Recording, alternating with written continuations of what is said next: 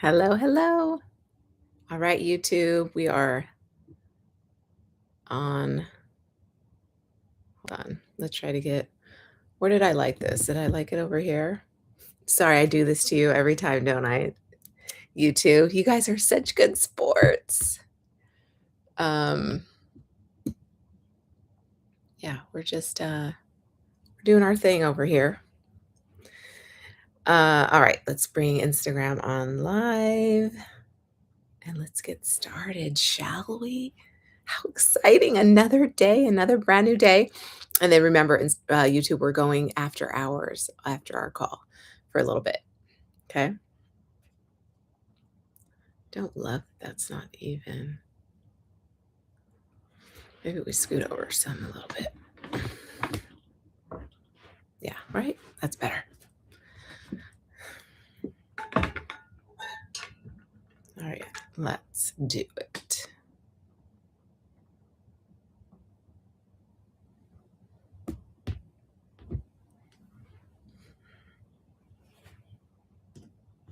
Bear with me. We're getting started. I'll fill you in on all the questions that came in, but then I definitely want to take some questions live. That's the goal, I think. I mean, I know I strayed. I strayed from kind of what we originally were talking about, where we were gonna um, only take pre-submitted questions, but I have been liking the fact that people do come on live with questions. So I want to honor that. Oh, this might not work for us too much longer. How are we here? Good? Yeah, that works. Let's do it. Okay.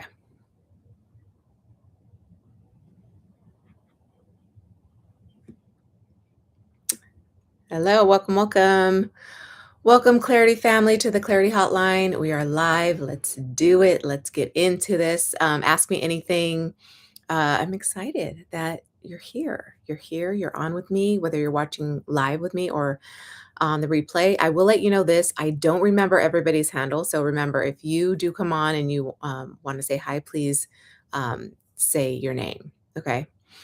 That way it just helps me put two and two together because my mind's not in kind of like the scrolling place. So I'm definitely not kind of thinking about, oh, their handle is, some random thing they like instead of their first and last name. So yeah, please put your name if you come on live and you want to ask a question. We actually have an anonymous question, and I'm glad I mentioned that last week because I think some people were feeling like they can't ask. You don't have to put your name. I'm just saying if you're saying hi, if you're coming on socials and to be social, put your name just so that it'll help jog my memory if I don't remember your Instagram handle and your YouTube handle for that matter. But yeah, thanks for being on with me. Anyway, last week I I mentioned that you can submit to clarityhotline.com anonymously. So just say you want it anonymous, and I will gladly honor your request and not post who sent the question in because we do have an anonymous question here. And when I read it, I was like, okay, I get it. That's fair. Why you'd want to be anonymous on this one. Okay, so let's get my notes and some things that I jotted down as far as updates. But first, breathe in and out. We're grounding down. We're getting present. We're being here right now in this present moment. And this is the gateway, the access. This is how we get to clarity, is by becoming present. So get into your body, just fill it out. I like to, yeah, just move my shoulders, move my back, my spine, right? Like even twist and turn. And don't forget the breath. Inhale and exhale. Inhale and exhale. Okay.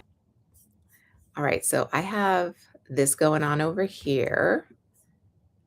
So if you see my eyes going over here, I want to just be checking the YouTube comments. We had a hacker come in on a call recently. So that was interesting. So I'm thinking that's just par for the course, right? Uh, Anywho, Really quick, I do wanna say if you are an entrepreneur mom, or an aspiring entrepreneur mom, you will wanna join me for the next masterclass. I'm talking about above the algorithm. So how to just be above it all and not, be subject or victim to or prey to the algorithm, regardless of what it is, AI or, whatever social you're on. So we're talking content clarity, AI, chat, social media, marketing, and more. And I'm going to take your questions live too. So join me for the masterclass above the algorithm next week, Tuesday. If you want to join me on that, join me live in the Zoom room where I'm taking questions. Just comment or DM masterclass, and I'll send you the link to sign up for free and join me. So it's just kind of like a little safe container where we're, chatting about this stuff. Um, what I want for everyone is to understand kind of the deeper side of business and how to use social media for business. If it's not all about just being social and interacting with friends and family, that it is in fact, to promote your business and perpetuate the strength and the longevity and the success of your business using social media and just the online world is um, there's a deeper mindset around how to use it well. Okay, so if you want to join me for that, I hope you will. Comment masterclass, or if you comment masterclass here and not the replay, I'm going to probably just take a screenshot, make sure that I get your information so that I can get it back to you because it's in the replays that I could definitely see it. Because when we end our live stream on either, I think they're going to fix this somehow. When we end our live stream, the chat goes away. So I don't want to lose anything that you guys are saying. If it has to do with the masterclass, if you have questions about the masterclass, I'll answer those too. Um, but okay, so let's get into one thing I wanted to just start us off with. So to kick things off is something just fun. I saw a really fun question on Reddit and I was like, oh, this is great. I'm going to ask everybody. And I'll share my favorite childhood memory. I'm curious what yours is. So in the comments, just let me know what is your favorite childhood memory. And immediately I would say what came up for me was probably something that I'd recently like been thinking about and talking about with friends and how we kind of miss those days was going to Blockbuster. Going to Blockbuster, getting the DVD or the VHS that I mean back in the day it was VHS, I remember even that. But then it, quickly moved to Blu-ray and anyway, so we'd go to Blockbuster, get our snacks. Oh, I think we ended here. Let's see. We'd get our snacks and it was so fun, right? It'd be us watching blockbuster movies at home or us watching or sorry, me and my family watching blockbuster movies at home or like my friends would come over and we'd watch. So that's like my favorite thing. I just loved like walking the aisles, seeing what we could get. It was like a bookstore and I do love a bookstore. I like a bookstore, I like a library, I like perusing, I like looking around. And, yeah, it's just so good. So finding, like, the movie we all agreed on, and usually it was, like, a new release, or we'd go to a throwback. And, actually, sometimes I feel like we did one of each. And depending on, like, who was coming over to watch, we'd make sure, like, we got something that they'd wanna watch. A lot of times my cousins would come over, and so it'd be me and my siblings and my cousins, and then eventually it was just, like, me and my cousins, because my older sibs were out doing stuff, but I just always loved I'm such a homebody, I just loved, like, curling up to a movie, I'm still that way, and just, like, you know, zoning out, popcorn, snacks, candy, all that. I would say I mean, there's so many favorite childhood memories, like, even during the holidays, Christmas, like, lots of good holiday, memories. Um, yeah, can't go wrong with the Blockbuster one, though. What else? Probably, like, pool parties, swimming in my pool, having friends over, um, but, like, even as, like, just solitary events, I loved Yeah, I loved just drawing, doodling, playing in my room by myself. I was into that. I was definitely a loner. I liked both, right? I definitely found value in both. I like still to this day. Just think we kind of are who we are in that regard. And so I have a little bit of both, right? Like the extrovert a little bit, and then definitely the introvert. I just kind of I flip flop. Is that the Gemini in me? I don't know. So I just will say this, just for the recording, Instagram came offline. So I don't know what happened there. Uh, so unfortunately, we lost Instagram. Oh, it's paused. Okay. So Instagram, are you back? We lost you for a second there. So Instagram was off line for some reason. So we lost Instagram, but now they're back. Thanks for being back. We are talking about favorite childhood memories, and I think immediately I went to like my Blockbuster memories. Going to Blockbuster, like even the smell of I still smell Blockbuster, like the plastic that would hold the VHS or the Blu-ray disc. Like I would smell that. And then remember you had to like rewind the VHS to be kind. You had to rewind it. So you'd always I mean, that was so, so long ago, that one. I remember, because I don't remember ever, like, being in charge of rewinding it, but I do remember the saying, like, "Please be kind, rewind." I think they had VHSs for a while as they started to, like, or introduce, Blu-rays and DVDs. Like, I feel like it had to have been at some transition period, right, for the people who still had the VCR and weren't really ready for the DVD life. But we definitely were ready for the DVD life. And so, yeah, it was great because you didn't have to rewind. Was that when Netflix started? I remember Netflixing too. That was also really big. But I still missed Blockbuster days. The problem with that is, and this is why Blockbuster tanked, right? It couldn't keep up with Netflix. The way Netflix was like sending them out every time you sent one in, you got a new one from your queue, and you could like have up to three at a time. And yeah, I think and then Redbox came out too. I think what was great about Netflix is you got more new releases. With Blockbuster, you would miss the boat on the new releases if you weren't there right away. Hi, Neil. If you weren't there right away, ask me anything, by the way. If you weren't at Blockbuster right away, like you'd miss all the new releases. And then with Netflix, it's like, well, if it was on your queue, like you were bound to get it. But I mean, the new releases on Netflix definitely were delayed too. I guess it depended. I don't know. I don't remember. And then now we're all just streaming. Everything's streaming. So this is a whole nother world. Like we're experiencing right now, whoever's really present and aware and probably an adult more so, is experiencing kind of this transition of domain, right? So we had these tangible discs that we would put in and play our movies on. And we would like collect them. It was like a collector's thing, and we'd stack them like we would our books.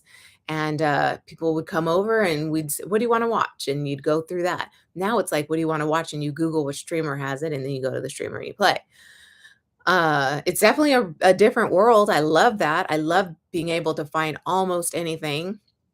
And I say almost anything because I don't know some movies I can't find. And then even if I Google it, it doesn't show a streamer, or it just says like Amazon Prime and you have to buy it or rent it. But some of them just don't, like if they're really old, I guess, don't show a streamer attached. And so it's like, okay, that's probably not been acquired by something in the cyber world, for whatever reason. I don't know. I don't understand all that yet. But yeah, it's like you find the streamer and then you just go press play. And then I love when like a new movie releases to your streamer. Like um, Michael was released on Stars yesterday, so I can't wait to watch that. I'm really excited about that. Uh, and I wanna watch it because I know kids are watching it. I wanna watch it first before I let my kids watch it. So if you guys watched Michael, let me know if it's appropriate for kids. And we're talking kids 6 and under. Um, it sounds like no, it wouldn't be, but then at the same time, I just let them watch Thriller, which I thought might have been like a big ask for them to tolerate the scary parts of Thriller.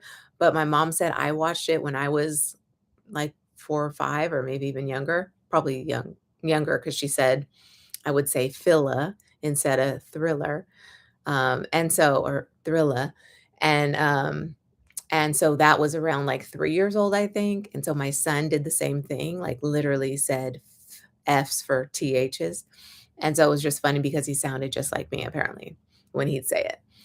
But yeah, so I was like, "Well, if I watched it that young, then of course, I could let my kids watch it at the same age, right?" I turned out okay. I watched Thriller that young.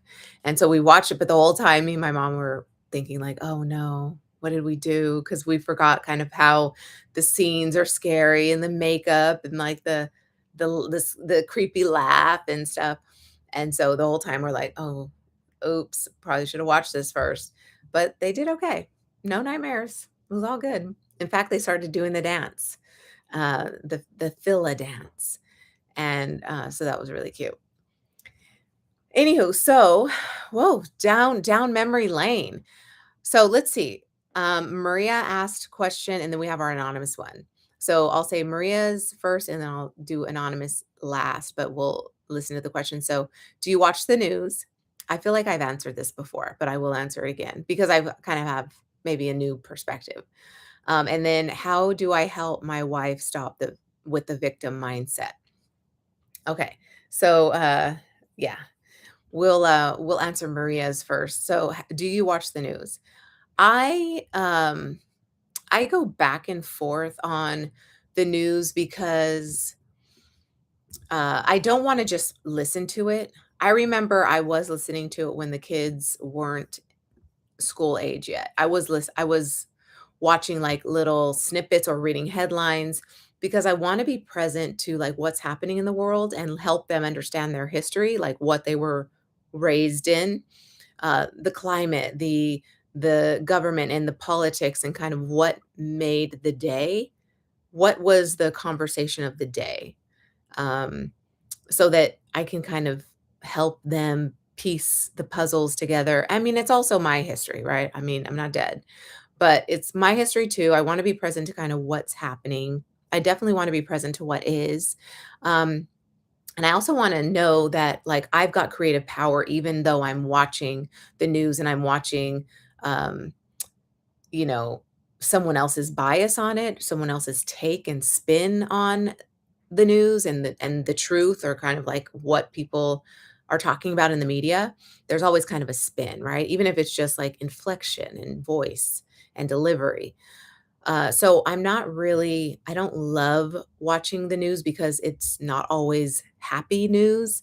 And I recognize the power of my mind. And so what we take in through our eyes and our senses, if we're reading something or watching TV, we're taking it in and it's influencing our psyche. And from there, we're creating our world. So I don't love having like so much intel on like how a plane goes down. I don't like it because I don't even love I love flying, but when I'm like taking my family or when you start to think about the things you have to lose on this trip and you hear these stories, it's just sometimes like it plays into your creation muscles.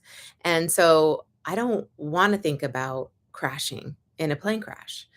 Um, but there's enough stories out there that I've heard and listened to along the way where I've got to refute those stories. I've got to, yeah, hear them and then tell my own story. Like, oh, well, that doesn't happen to me. I'm creating my future. So I'm going to visualize and see that this doesn't happen to me. I get to my destination safe and sound. And really at the start of each new trip, so you're sitting in your seat in the airplane and you can literally envision yourself landing and having a great flight, no turbulence, just smooth and like, whoa, that was even faster than it said it would be. And everybody was so nice.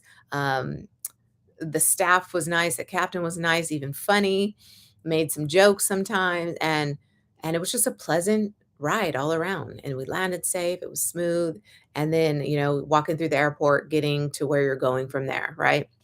You can kind of play that in your mind, and you by you playing it and seeing it through all the way through, then you're really leaving no gray area or gaps for like fear to enter because you've already seen it through. You're already saying to God, the universe, this is what I want to happen, and this is what I'm expecting. So it's the law of expectancy. Like I am um, joyfully expecting the best experience.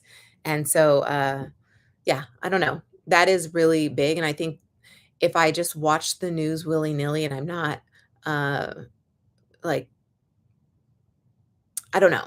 Let's say I'm in let's say I'm in a sad mood or I'm feeling very existential, right? I'm thinking of life on this planet and my survival, my kids' survival. There are times of the month when that's the case, right? There's kind of this collective energy around that. I tend to think it revolves around the phase of the moon. But to each his own. I think we can all recognize the cycles in our own lives. And we can see that sometimes I'm more in my feels than others. Sometimes I'm just gung-ho, go-getter energy and I'm just out there. Well, in those times of kind of the down, maybe survival mindset mode, then I probably don't want to watch the news because it's going to feed the fear and the doubt and the maybe the low vibration that I'm feeling at the time if I'm feeling those things. So it's just kind of be vigilant over your mind and your mood so that you can put in the influences. You can take in the information or not, nothing, silence, maybe turn it all off, so that you're not influenced in this impressionable state. That's kind of what I would say. So there was a time when I was watching the news because I recognized, um, I guess, yeah, my role in helping my kids understand their history and things like that. And then I stepped back again to kind of what's more comfortable for me. And that's really not watching the news so much. And it wasn't even, I would say, a conscious choice. It was more kind of like how I'd rather use my time, and it's not turning on the TV right now or watching the news even online or scrolling, for headlines. I wasn't finding that that was what my first motivation in the day was, or even really in busier days. Like I wasn't, and I won't even call myself busy because that's even language I don't even want to use for myself anymore.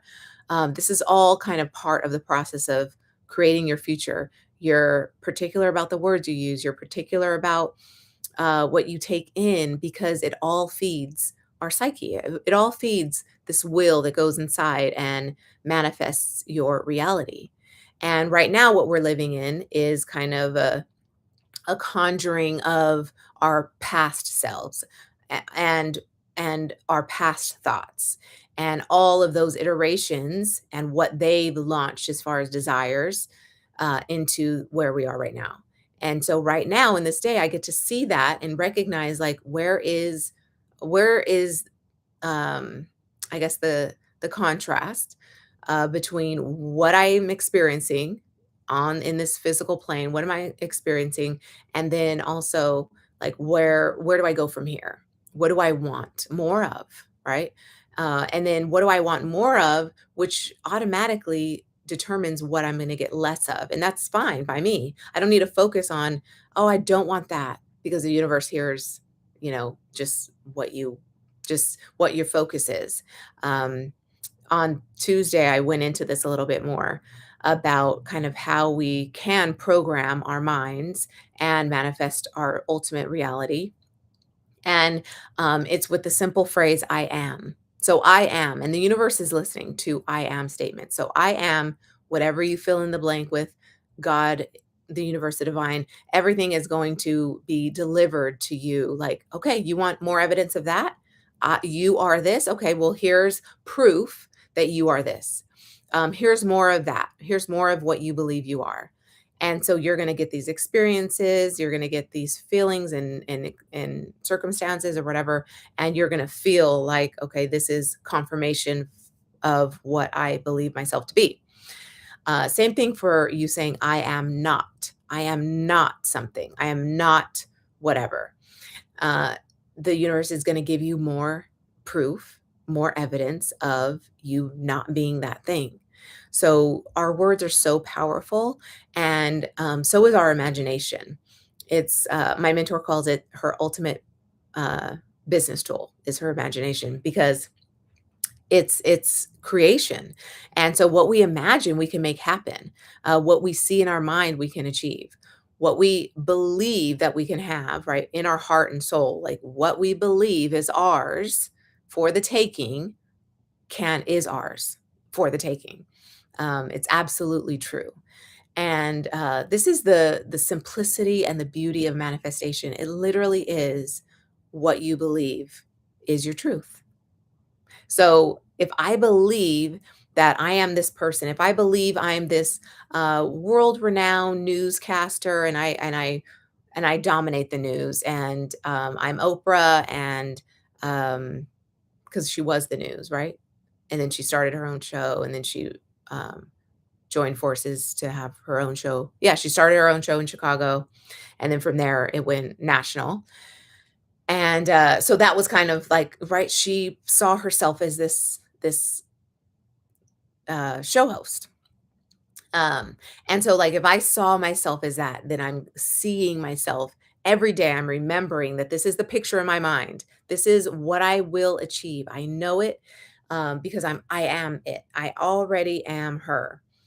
Then you will be her without a doubt. It is law. It is law that what you see, you can achieve.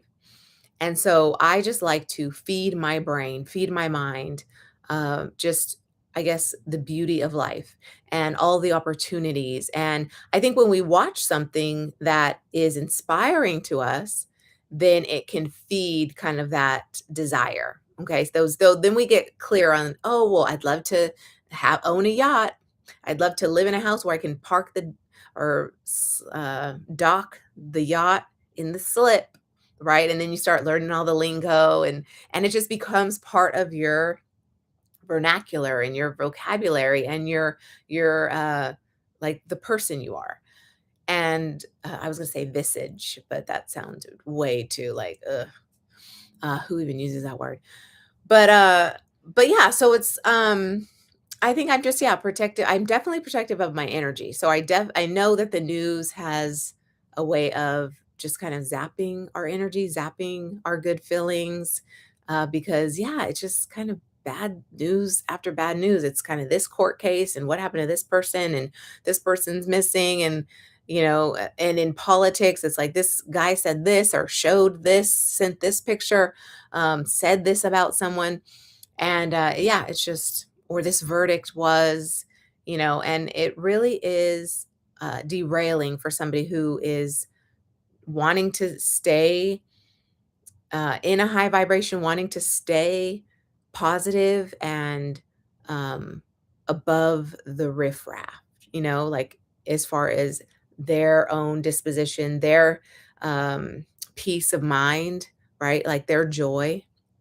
And so, yeah, I just found that even the news I would watch that was like the 5-minute news on HBO, I felt like it somehow, I don't know, it would just play into my day.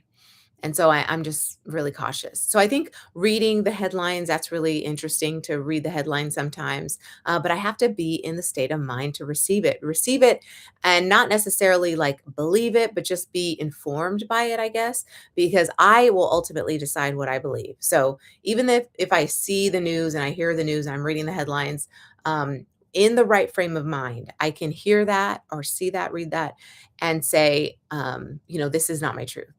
So I can hear the sad story, and then I could choose to see and hear and believe something better about it.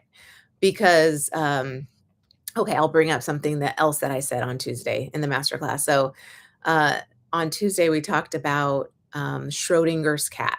So there was this thought experiment that there's a cat in a box, and inside the box with this cat is like a vapor, a lethal vapor, like a gas that emits this vapor that's lethal, and it will kill you if you breathe it in. That's sitting in there in a vial with the cat. And then also in there is kind of like this timer that would detonate and and kill the cat, right? It would release the vapor. It would, I guess, it would. I don't know. It would like explode and kill the cat. You can Google it. Schrodinger's cat. Anyway, so this vial could break, right? We don't know because it's in the box with the top on it. So we don't know what's going on inside. Well, anyway, um, at any point, this could be happening. The vapor could be released. The cat could die, but we don't know. We don't know until we take off the lid and observe the state of the cat. We don't know if it's dead or alive at any point because we know the possibility is there that this vial could be broken and the cat could die. So we know that's a possibility. So we know at any point there's the option of life or death, right? Any time in our lives. And in this controlled kind of experiment, we're saying that the cat could be either dead or alive.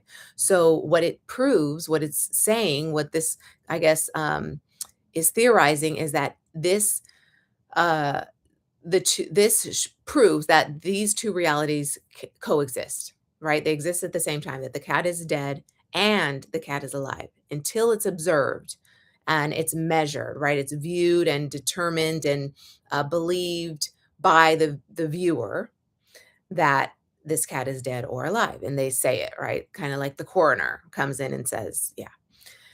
And so that takes the observed mind. It takes the mind observing something and calling it, saying, this is what I observe. So there's not only the observation of it, but there's also the interpretation of it and the labeling of it. So much is kind of happening. Well, when you envision the cat just being alive, then aren't you satisfied that the cat is alive versus dead? Like, that's awful. It's awful to think that the cat's dead in there. So you're thinking, well, the cat's alive. There's no way that that detonated and that vial, broke. Like, the cat's alive. So I believe the cat's alive. And you could go on. So let's say that's the news story. You could go on and say, well, no, the cat's alive. And I don't care what the news story said. The cat is alive because I didn't see it firsthand. So I'm going to continue to believe that the cat's alive. Now, is that delusional thinking? Absolutely. And that's what people say. Delulu is the solulu, for that reason, because it's like, what does it hurt to think that the cat's alive if really it doesn't exist, right? It doesn't matter in the scheme of things. If all it's going to do is I guess, better your today to think the better feeling thought, then believe the better feeling thought. Because at the end of the day, we want to feel better. We want to feel good. And if I think people have a problem with like going that route. Like, no, the cat is dead. Open the box, and if the news said that the cat is dead, then believe it. Well, this particular experiment is just stopping with the lid closed. It's just stopping there to prove that there's two existences at the same time, two realities that can coexist. Because one, we can think in our mind that the news story we heard is kind of the end all be all, and we're all doomed, and people like that are evil, and oh my gosh, look at the way the stock market goes, and money is greed and all that. It's like I can go there or I can just hear the story and remain completely neutral and continue to believe the better feeling thought that, well, the cat is alive in my heart. And that feels good, and that perpetuates this kind of good feeling vibe that we can take with us for the rest of the day. So in the right frame of mind, yeah, we can hear a new story and it might not be all good, but we can take with it the good. We can believe that the cat is in heaven. We could believe that the cat was never put in there in the first place. There's so many things, right? There's so many realities, honestly, to prove it even more so, that coexist. Because what I believe is probably different than what you believe. And that's okay. That's okay. To each his own, and you can believe what you want to believe, and we can agree to disagree. It's kind of like, if the apple falls in the forest and no one's around, does it make a sound? We don't know. We don't even care if it made a sound. And the reality is it could have made a sound, and also it could not have. It could have dropped so softly that nobody heard it. It could have dropped so softly that like it didn't even vibrate the ground to where, the underground animals didn't even hear it. But then also it could have very well made a sound. But then were the animals around to hear it? You know, Anywho. But, like, even that is cool because, like, you think about the apple falling, and so there's both the sound and the vibration of it, and so some people are responding, the animals, to the vibration of it and going where the vibration was to find the food.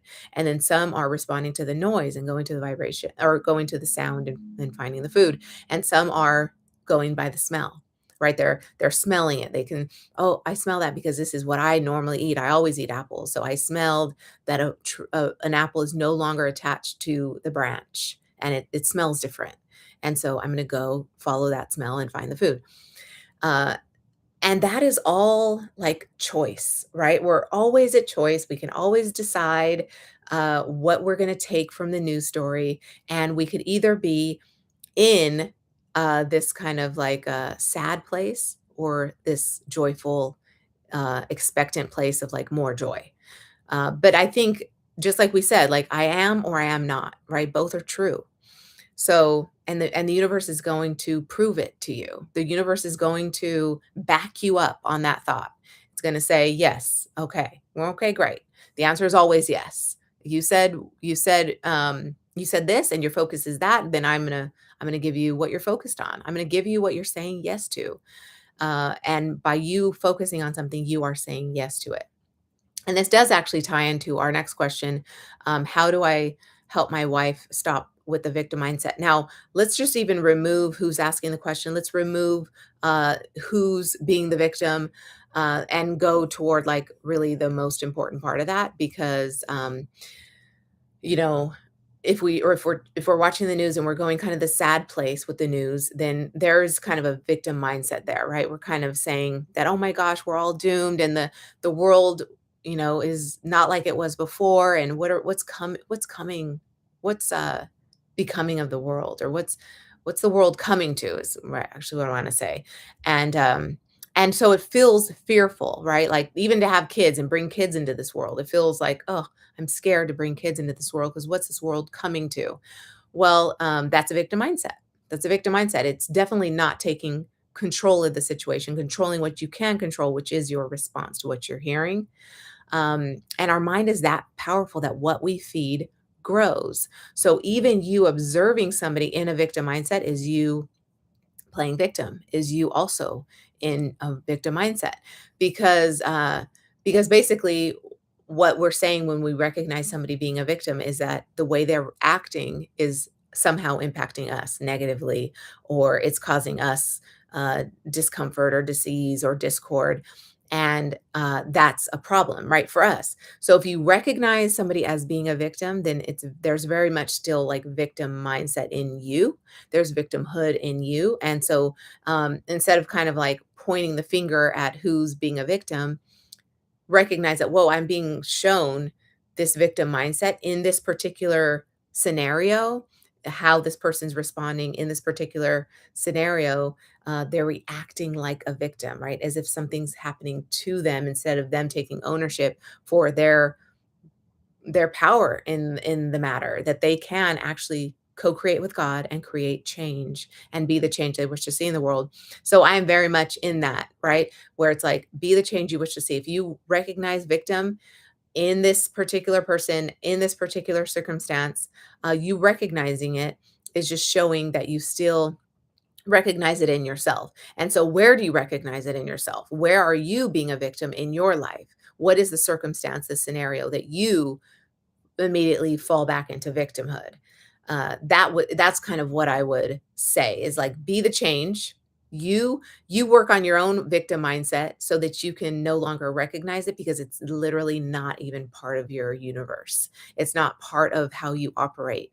And you're very much in charge of what you can be in charge of, right? You're in charge of yourself. You're taking ownership of yourself and how you operate in the world, and you're tapped in to supreme intelligence, universal intelligence, God, the divine. You are saying like, okay, God, we got this. I know I heard the news, I know it was sad, and I also believe this. I also believe that we're gonna be okay. I also believe that that I'm going to manifest a better tomorrow, and I am not going to have that experience. I'm going to have this experience, but not so much focusing on the not. But I can recognize um, the break away from it. Like I am okay with recognizing that I hear this, and that is not my experience, and calling it out and saying that's not my experience. This is my experience, and underlining this and focusing on the yes statement, right? The absolute truth of it. It's kind of like math, right? There is no negative. um there is only kind of that, there's the absolute number. I don't know what particular math that is, but there is like the absolute number where like it doesn't matter if it's positive or negative. It's just the absolute number. You're taking the absolute number, the four, not the negative or the positive of it, just the number is four. It's kind of like that with creation and creating our reality. We're just taking the experiences that we want and we're putting in them in our mind, and we're embodying them, like we're soaking up the feels, all the feels around having this be your reality. And the universe is like, okay, let's go. Let's create this. Thank you for giving me the storyboard of what you want your life to look like, and let's do it.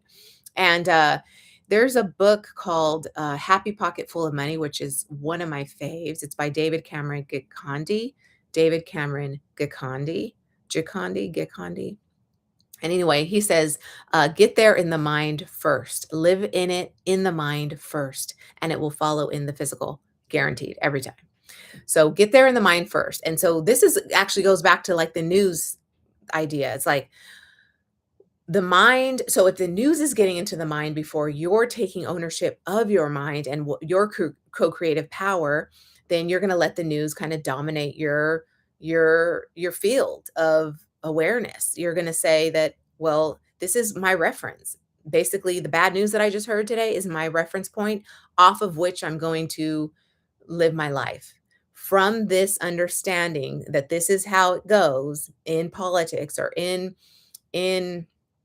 banking, in health and wellness, in grocery stores and things like that, and bad lettuce and farmers and things like that. It's on this, excuse me, it's on this premise that I'm launching kind of like my reality, and this is what I'm saying is goes, and this is what is truth, um, versus like knowing that my mind, what my mind says goes. I'm going to yeah, I see that, but it doesn't affect me, you know. I see this news story and I'm still like wealthy beyond measure. I see the story and I'm still healthy beyond measure. I've got my limbs intact and my heart's pumping fresh oxygenated blood. My things are moving, nothing's stuck, nothing's corroding, nothing's cystic, nothing's latching on and like a pesticide.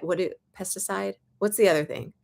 Uh, a, what do you do cleanses up for? Um, why am I parasite? Parasite. There's no parasitic, you know, uh, entities in my body taking over. No AI robot is gonna like rule the world and take me down and kill humankind, right? Like I literally can follow my preferred reality to the end and to the letter, right? Like design it intentionally, like think through it intentionally, like go through all the detail of it, down to the color and the smell and the taste and the sound and the feel of it, like get it all in to your psyche, how you want to live your life, and live there a little bit, right? Live there a little bit because you're creating in your mind. And so it says, so he says get there in the mind first, because he's saying think it, think it first, see it, imagine it, close your eyes and literally live it. And then there's also something I heard, which is cool, that the first, uh, hmm, I wouldn't even know where I might have jotted that down, where I heard it. The first law, I don't know. I can't even remember it, but it's kind of, I can't remember it. But anyway, it even like religion in some way, shape, or form talks about starting with the mind, starting with your belief, right? And that's what faith is. It's like, I believe in this and nobody can tell me otherwise. That's faith. Um, And so walking in that faith, walking in the faith that this is my reality, that if I could see it, I literally already have it. It's there. I already have what I need whenever I need it. That is a belief. They're having faith in that and trusting yourself. That's faith in yourself. That's faith in the God in you. And from there, like anything's possible, right? So having faith that this is the way I get to live my life. I get to live my life that um my mind is powerful. I'm co-creating with God. I love myself in this life. And I know that by starting with myself first, and this is actually a belief of mine, I know that by starting with myself first, I can affect change outwardly, right? Into everybody that I meet and come across and impact in their life. This goes for my kids. This goes for my clients. This goes for anybody watching live right now. It all is what I believe. It's a belief system, and that is mindset. So mindset is our belief system.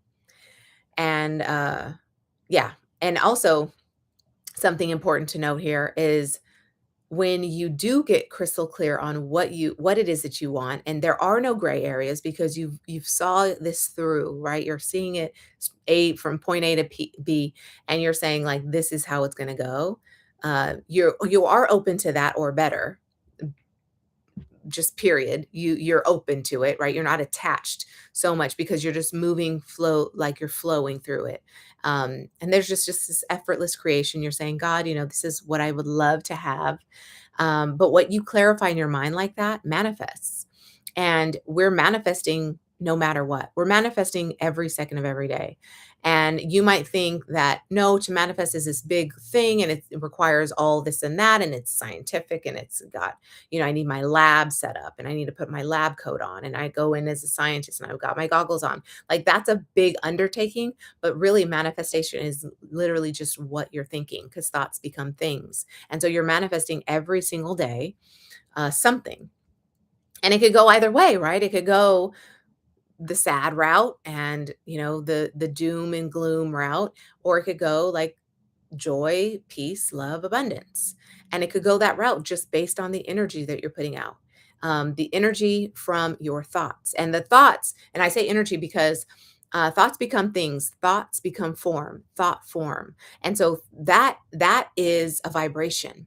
So it first starts with a vibration. If you understand anything about life, we're all just atoms and molecules and cells and smallest, just like can't even see it things. And there's even like quantum theory is like, and string theory, like we're just like vibration. We're just like movement.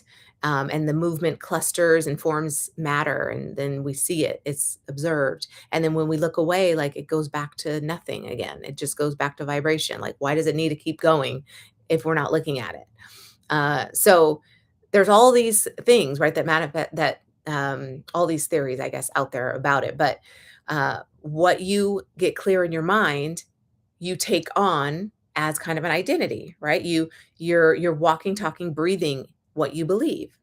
And so thought becomes belief, belief becomes behavior, and behavior is energy. Behavior is how we're moving through the world. It's kind of like our vibration when we step into a room. Everybody knows what you kind of are all about just by kind of reading your energy. And that's you without saying anything. That's just body language.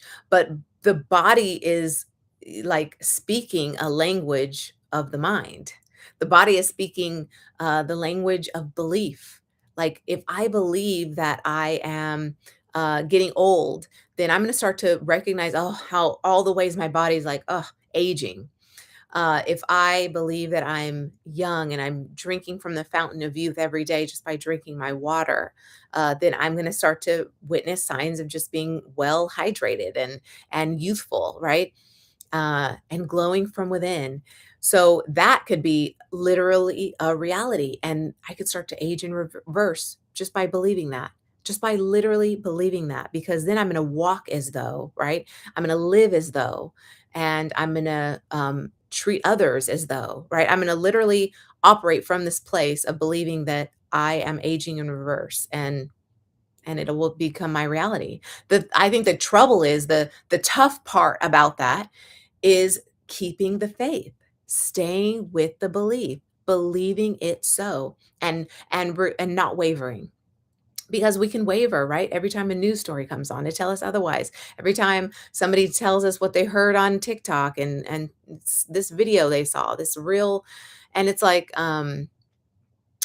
just be protective of your mind and therefore your energy. Be protective of what is kind of going on in your day to day, what you're taking in, what you're believing, or I guess what you're borrowing as a belief until you started to adopt it as your own.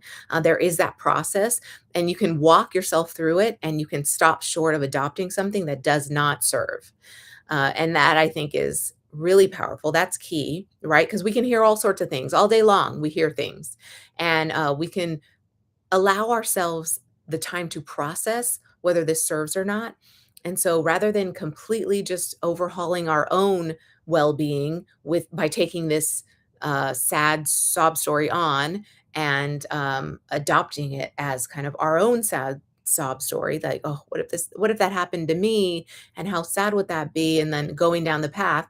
I recognize the place for that, though. I recognize there is kind of the benefit of being with all of it, right? Being with the sob story and being with the sadness and letting kind of grief take you over, and feel that, right, for a time, and be fully engaged with that emotion and what it does to your body, what it does to your mind, and how it opens your mind to all possibilities. And then there's also like the coming back to, what do you believe? What do you want to continue to believe? Is this going to live as part of my identity? Because what I take on as belief becomes who I am. It's becomes my identity. And so if you're working in manifestation, then you are working in identity, right? Shifting your identity from this to that. You're shifting your identity from somebody who doesn't have, XYZ, to someone who does. Someone who believes that this is the state of mind that's going to benefit me the most. This is the house I'm going to live in. This is the car I'm going to drive. And we're not even, I'm gonna, like, this is the car I drive, right? That's the transition. And when you start to, and in that transition, you're kind of in that transition and you are owning it. You're not saying I'm going to, like, you're correct me, sorry. You are owning it now, right? It's already yours. You already have the car. You already have the house. You already have the whatever. And so the yacht, right? We talked about. Um, and so you already have those things. They already exist, and you're allowing God to give it to you in your observed experience. And it's just coming together. It's just coming together. It's molding. The matter, the molecules, the cells are all coming together to form this observed experience that you're going to have on this yacht, in this car, in this house. And you are going to have this experience. You're just, in the meantime, you're transitioning. You're choosing to believe every single time you're met with the option. You're choosing to believe, no, I have this car now. I know in my current observed reality, I am driving still that other car that I manifested, some years ago. I'm still driving that car, but right now, I already own and have the other car too. Right? I already own and have the other car too, and I'm gonna just pull into my driveway one day. It's gonna be there, or I'm gonna walk in the car lot and I'm gonna purchase the car and walk off, and like, or drive off. And like, this is my reality, you know? And so we're in that transition where we're just kind of like accepting the new belief and manifesting a new life, and taking on that new identity, right? That next level identity, or that next phase, that next chapter identity. You don't even have to like be thinking in terms of leveling up if that feels too heavy, like too much of an undertaking. Just think it's just kind of like I'm flipping the page to this next iteration of myself. So hopefully that answered all the questions about the news, about victim mindset, favorite childhood memories, and just think about that, right? With memories, it's like we can only have memories of things we're present to. So when you're present to your life, you're going to create rich memories. And so at the end of your life, you're going to have lots to look back on fondly because you were present in the moment. You were present for it. You were here for it. you are saying yes. So what are you saying yes to? That's a good question. What are you saying yes to? By being present to the moment, you're also saying yes to something. And you could say, yes, this is still the fork in the road idea. It's like, what are you being present to? Are you being present to the doom and gloom? Are you saying, like, oh, look at this? Or are you being present to the joyful expectation of abundance and joy and the reality of like how you're grateful for everything that's already manifested here and I'm grateful for all the good people that bring good stories to the news and they want to deliver on all these good, great, positive, loving stories that inspire hope in people, right?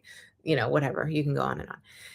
And this is you choosing what to be present to and be present with.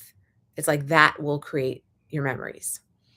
And so, yeah, I think we all hope to, especially if you're a parent, hope to deliver on that kind of thing, right? For your kids, deliver on giving them the best of the best because you want them to be present with the best of the best. You want them to be present with the joy of the world and how life is what you make it and beauty is in the eye of the beholder and you know um, just all the good sage wisdom out there that you could offer your kids so that they are present to the best of the best, right? That they are the best of the best. And it really does start with, yeah, how we're parenting them, how we're talking to them, what we're modeling in our own behavior in front of them, and yeah, so much more. We can go on. We'll continue this conversation over on YouTube for the after hours. So I continue our Clarity Hotline over on YouTube. It's a YouTube exclusive, so join me there if you want to keep talking about this and just kind of riffing on these ideas. And that's where I will be. I'll see you next week for the Clarity Hotline. Submit your question to clarityhotline.com. If you want to join me for the masterclass live next week, Tuesday, comment masterclass, and I'll get you the link and you can register for free. Join me, and we'll be in a Zoom room where we can talk privately and just chat about things and talk about basically content clarity, social media, AI, chat, all how basically how to promote yourself, promote your business in this age, right, of social media where you're not under the algorithm, you're not victim to the algorithm, you're above the algorithm. You're using the algorithm, it's not using you. Join me in that masterclass next Tuesday, and I'll see you next week. Peace. Bye, Instagram. Okay, so we are done. Let me move my notes aside. Uh yeah, so clarity hotline after hours. What are we talking about? Parenting and giving our kids the best of the best. I definitely think that like I think the good cool thing about like manifesting our reality and I talk about this a lot because I'm like, you know, I don't have everything that I wanna give my kids, especially, the fact that, going through a divorce, I'm not giving them the the house where, mom and dad are together. I'm not giving them that, and that would bother me if I wasn't already settled on that we're all gonna be okay. We're all gonna be better for the decision that was made, by 2 agreeing adults, and, we are, raising these kids with love. We're being kind and friendly in front of them, and, yeah, it's just another take on the family dynamic because I do actually firsthand know of families who are doing fine and they're divorced families, blended families even, where, yeah, it's a product of divorce, but the friendship is there between the parents. The love is there, right, amongst them all, and nobody's talking bad about the other person and everyone kind of has their role really, right? Mother has her role, father has his role, kids have their role, and I don't mean role like you're stuck in that, but I mean your participation in the occurrences that unfold. Basically, we all have a role in how life unfolds for ourselves and our loved ones, because the role I take on, me personally, is one of love. I'm choosing to be present and patient and kind, um, and yeah, lead with love on a regular basis. And so from there, my role is that. My role is to bring that to the scenario. My role is to be the change I wish to see in this situation, really. And so yeah, I think while we're kind of like I'm I'm I'm still, I guess, navigating the terrain on not being able to give my kids that in this moment, in this present moment in time, in this current observed reality, I am not giving them a home where mom and dad are together. I was raised with that. I was in a blended family though, but I was raised with my mom and dad, living together. And that there were some perks to that. Absolutely, definitely. I definitely recognize how blessed I was with that. And then there were also some things that didn't feel like blessings in that scenario. So, I think it kind of is what it is, right? There's the two sides of the coin, and which one I wanna live on which side of the coin, I guess, is the I'm always, able to choose that. Like, I'm choosing to live on this side of the coin where, I look at my upbringing as a blessing, and also I guess in a way, there are some cautionary tales in there too, like, what didn't work about that scenario? What didn't work with my mom and dad being, home together, and what was volatile about it? And me recognizing that, I guess, in my situation, in my marriage, and not wanting the same.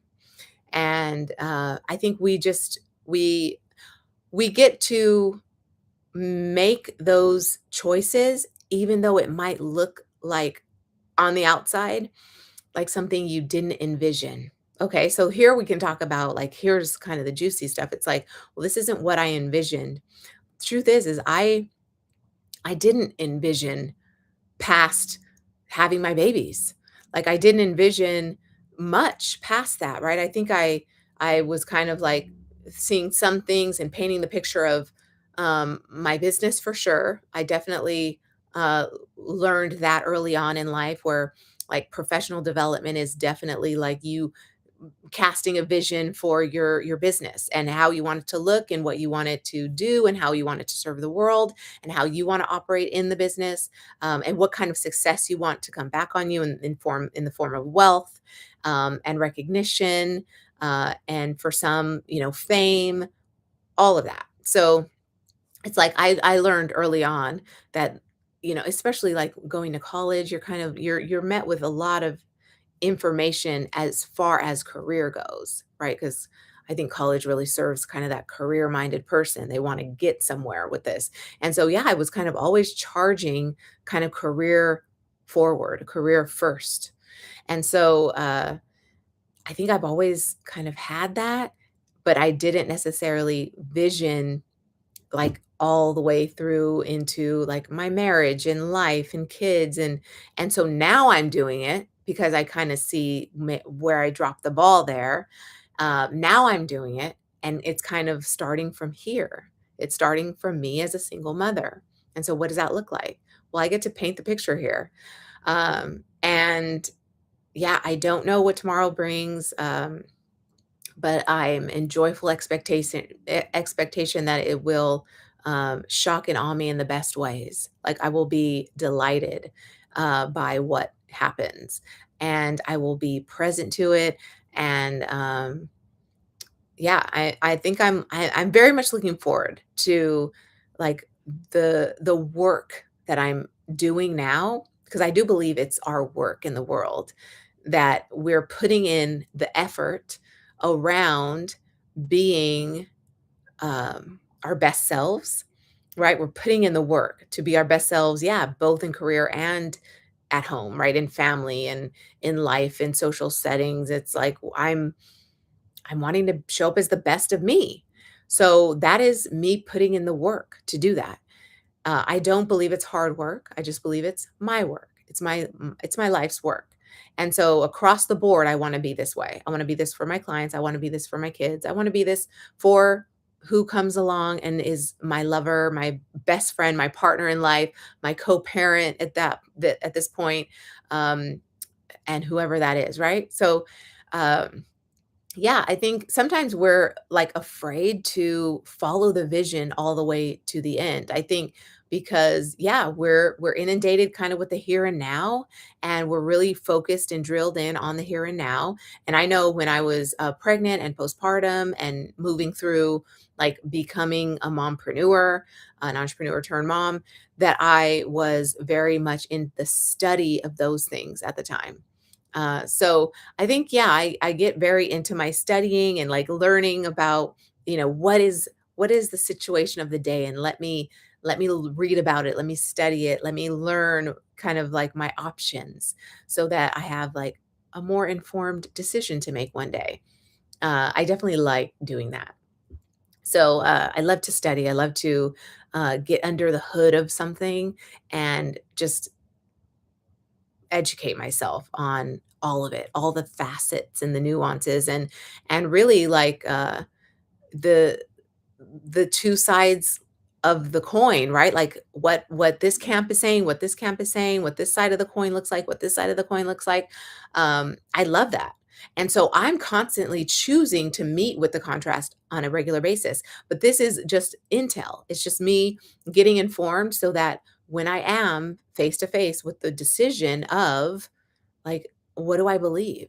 And I'm at the fork in the road of these two emotions, right? Down, discouraged, disempowered, and or I'm choosing the empowered, encouraged, like motivated version of myself. I'm going to go that route. And that is following a feeling.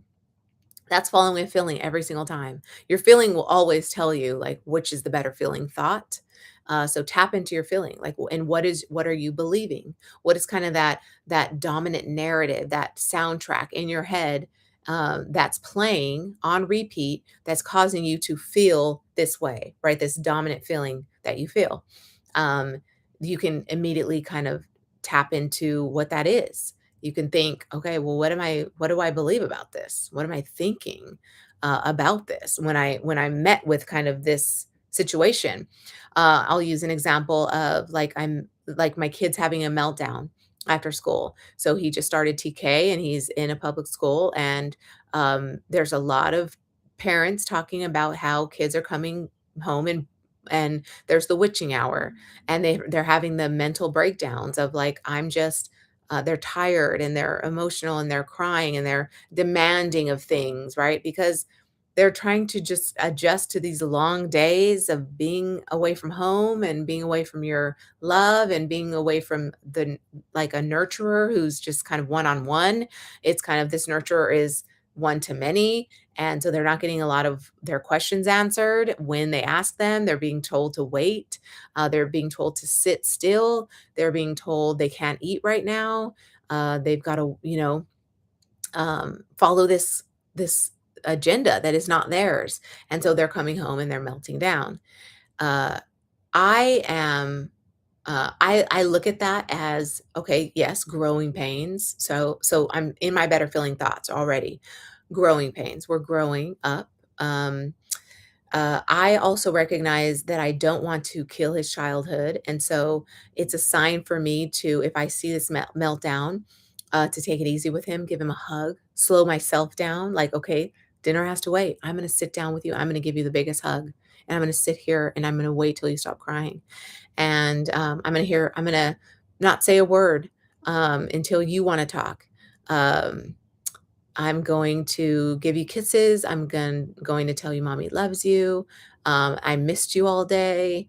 I um and then if the sobbing stops and slows, because I then it's working, right? This is what they needed. And they're melding with your energy of compassion and love and tenderness. And so they're giving into that, right? They're, now I can drop my guard because I know when I go out there, I got to zip up, right? I've got to put on my armor. But here I get to let it all down. And so I think that is a beautiful thing because now we're representing what home is. This is what home feels like. And so I very much want to be part of what home feels like for them. And so that means me being present with what's happening with my child as they're breaking down, and not trying to continue on my own agenda, right? My own ambition, to try to get all this stuff done. This is what actually needs to get done right now. This is where I need to be. This is where I'm needed most. And that's just, yeah, me being present with what is. This is me choosing a better feeling thought. And by choosing a better feeling thought, I'm able to respond better. I made able me in my personal opinion. Remember, this is all me talking. You have a version of better that's different than my better. So this is my opinion of what's better feeling, what's pulling us all out of the trenches of sadness and despair and like, oh my gosh, my world's falling apart. What am I going to say? What's my role here as mother to pull us out of despair is, how am I being? What am I showing up as right now? What's my energy like? When you come near me, what are you going to then be feeling from me? And then are we a match? Somebody as vulnerable as, a 3 or a 4 year old or a 5 year old coming home from school is going to be a match for love. They're going to, because that's what they're crying out for. And so how can you be love? And so you match, then you bond, then you infiltrate each other's souls, you imprint and you connect. And then that's just like furthering the relationship, and moving it forward in the best way possible. And so that child calms and settles and eases back into the day, then is able to kind of tell you about all the good stuff in the day. And yeah, my son is able to tell me about what was funny and what was, you know, exciting and what he learned. And then I get to start asking my questions and getting involved with him. And that is the best time spent. In my personal opinion, it is the best decision I could have made was to be present with, his breakdown. And yeah, do things have to wait from then? Yeah, they do. Does my other son have to wait until I'm done here? Yeah, he does, right? And I guess we're all kind of learning to wait. And how can we wait? And and I don't mean like wait is a bad thing, right? So there are things that just like when we're in the transition of kind of one identity to the next, having the car and experiencing in our observed reality the car that we want, then we're kind of in the waiting period. We're in the waiting room. And the waiting room can be fun. You're talking, you're learning things. You're reading magazine, you're flipping through magazines, you're reading an article that's like, oh, I didn't know that about the heart. The heart does that, pumps blood. That's interesting. I'm connecting the pieces here. Like the heart does this, and it shows me how in my life and when I love how I'm so filled, like I get literal a sensation of my heart getting filled with love. Well, that's me opening my heart arteries and blood's being oxygenated and moving through more easily and effortlessly because I'm literally energetically opening space for blood to move and me to be loved. And it's just like, right. And this is all happening in the waiting room. So all of this is good. It's all good. And then when I'm ready to get into my car that I've manifested, it's going to be that much more enjoyable. It's going to feel less like, those, the buyer's remorse. Like when you buy something, you're like, why did I buy this?